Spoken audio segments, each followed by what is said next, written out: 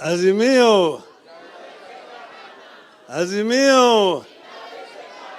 Azimio! I was not yet ready to make a public speech, but this happened to be one of those occasions when I must say something. I was told, the governor told me that today was the swearing in Mombasa, and as you know, I've been out of the country. I went to recuperate in the Spice Island of Zanzibar.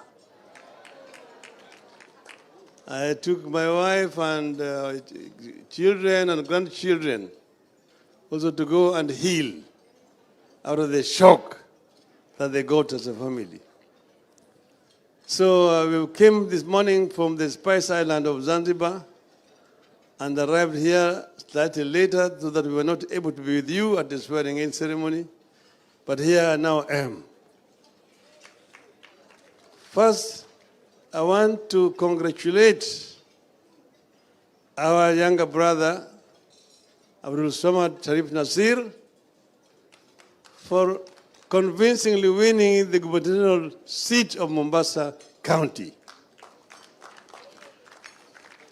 As you know, this was held later. It was deliberately left behind here and Kakamega, like our lawyers said in the court, so that they could have a trial after the rigging of the presidential elections. But the people of Mombasa showed clearly that they are truly Azimio and voted overwhelmingly for our candidate. This is the pride that we have, people as Azimio family. And the same thing happened also in Kakamega. So I want to thank the people of Mombasa for standing steady and firm with Azimio in the subsequent elections which was held here in Mombasa and Kakamega. We have an agenda for devolution.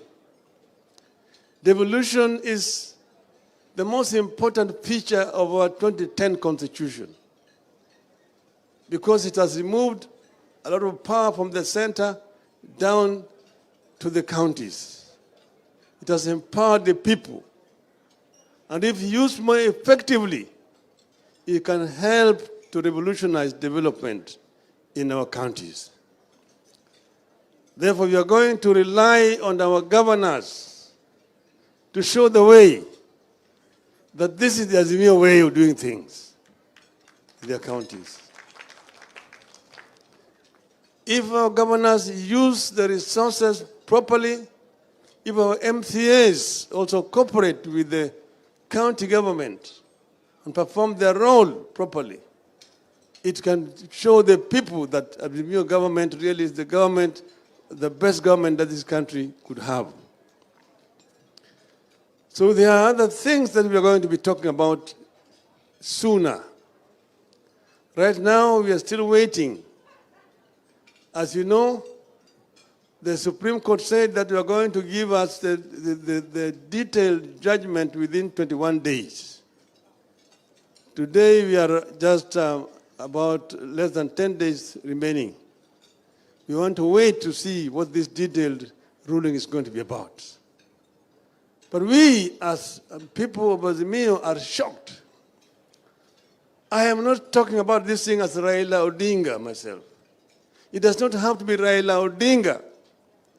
But my fear is that if what the people saw happen on the 5th of September is what they expect in 2027, I'm wondering why should the people wake up in the morning to go and queue to vote? Why should women, the elderly, the disabled queue for so many hours to cast their votes, when at the end of the day, it is a mercenary from Venezuela, called Mr. Jose Camargo, who eventually decides who becomes the president of this country. Why would the people waste their time? Mamluki wanakuja kutoka Venezuela na wao ndio wanapiga kura. Alafu unaonyesha mahakama ile ndio sahihi ya bwana Josea Magu. Hii mashine ilitoa kura sahihi kule Mount Elgon.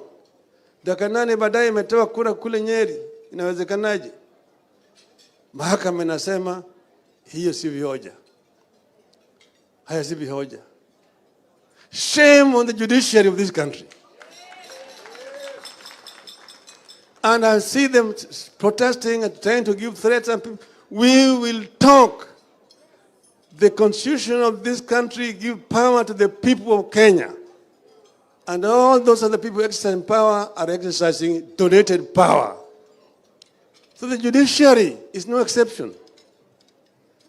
If they become rogue, we have power as the people of this country to reform them and send them home. We can lead a 1 million march to the judiciary to say, "Kwendeni nyumbani." And they would have no choice but to go home. So the judiciary should not threaten, blackmail the people of this country after they have done the message that they've done. When you do, we say we respect, but we don't agree.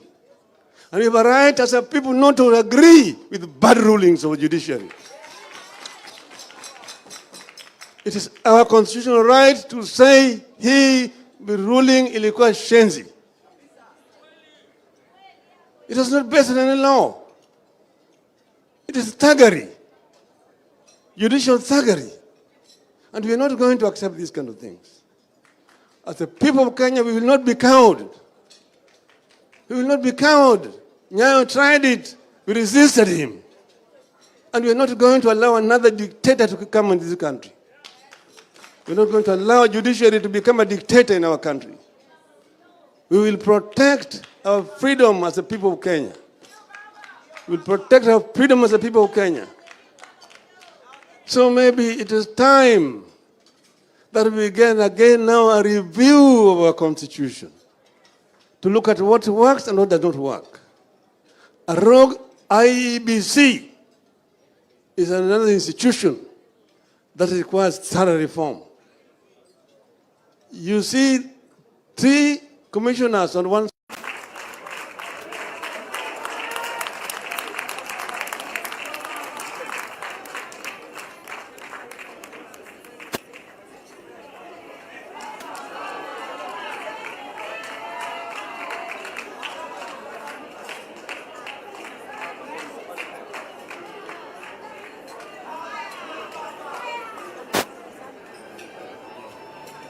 Asante sana baba. Asante sana.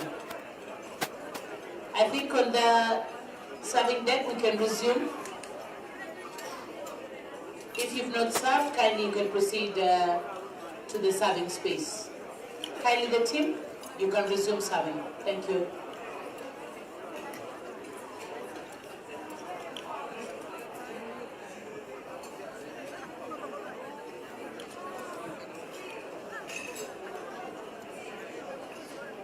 Mombasa hoye!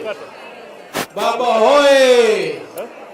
Baba alikuwa Zanzibar, tukamwongezea karafuu na mambo mengine, na muona amerudi leo fully charged.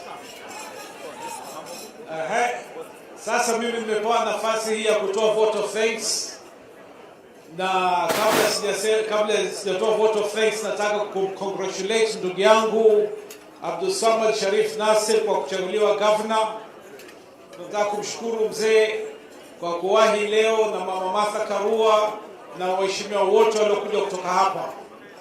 Na kumalizia, ndugu yangu Abdulswamad, sisi tutakuwa nyuma yako na tutafanya kazi na wewe, na inshallah Mwenyezi Mungu atatuletea maendeleo na mafanikio, na sisi sote tuwe watu wa moja, tufanye kazi nyuma yako. Asanteni sana, mbarikiwe nyote. Shukran.